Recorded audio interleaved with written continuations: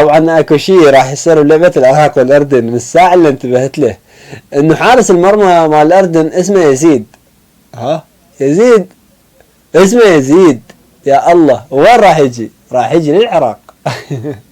انا ما متخيل عن بالي شيء ولا منتظر شيء، حتى المباراة مخليها على صفحة.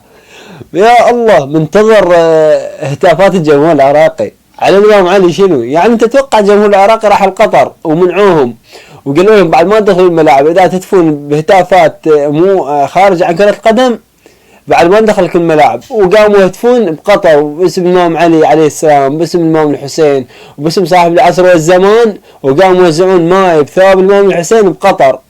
يعني وانت اسمك يزيد وجاي للعراق، والنوب وين؟ للبصره، والامام الحسين بكربلاء، وممكن الامام الحسين يزيد، وانت اسمك يزيد. يعني توقع هتافات الجمهور شنو ضدك يا ابو ليله.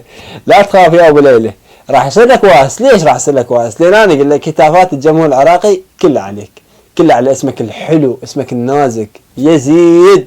لعنة الله على يزيد واتباع يزيد. فقلت لك يعني والله العظيم شلون تخطى هذا الموقف ما اعرف. يعني منتظره كلش. ازيد من المباراة، خلي العراق تخسر عادي، بس هذا الاسم بالذات، هذا يعني شلون اقول لك، هتافات الجمهور العراقي شنو راح تصير؟ كله باسم الامام علي وباسم الامام الحسين، اكيد هاي 100%. بس ان شاء الله قلت لك وليله لا تخاف، واحنا راح نحترمك ونقدرك، وراح نستقبلك بهتافات الامام علي عليه السلام. فاكيد خارج عن الرياضه، والله العظيم خارج عن الرياضه. يعني قمت ما افكر بلعبه العراق، قمت افكر باسمك، باسم يزيد. لعنة الله على يزيد وعلى اعوان واتباع يزيد.